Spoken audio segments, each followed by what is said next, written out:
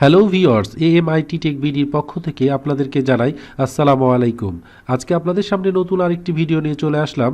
আজকের প্রিন্টারের মডেল হলো HP নেভারস্টপ 1200W মানে 1200W প্রিন্টারের কিভাবে আপনি ওয়াইফাই ডিরেক্ট অ্যানাবল করবেন মানে ওয়াইফাই ডিরেক্ট অন করবেন এবং কিভাবে ওয়াইফাই ডিরেক্টের পাসওয়ার্ড আপনি জানতে পারবেন সেটা আজকে আপনাদেরকে দেখাবো।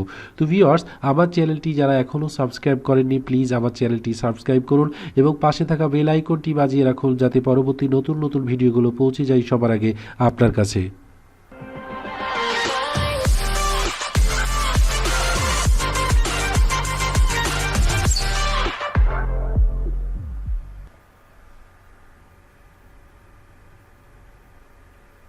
সর্বপ্রথমে আমরা প্রিন্টারটির দেখেন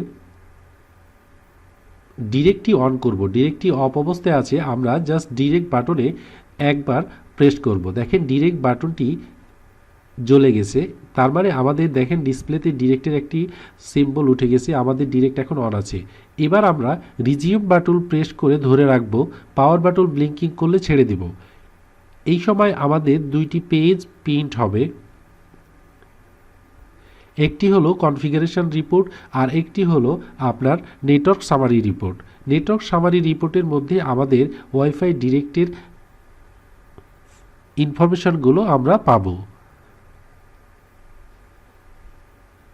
দেখেন wifi direct status enable wifi direct name SSID মানে ডিরেক্ট 39 আপনি যদি মোবাইলের মাধ্যমে দিতে যান তাহলে এই ডিভাইসটা শো করবে এবং ডিরেক্টের পাসওয়ার্ড দেখেন 64325655।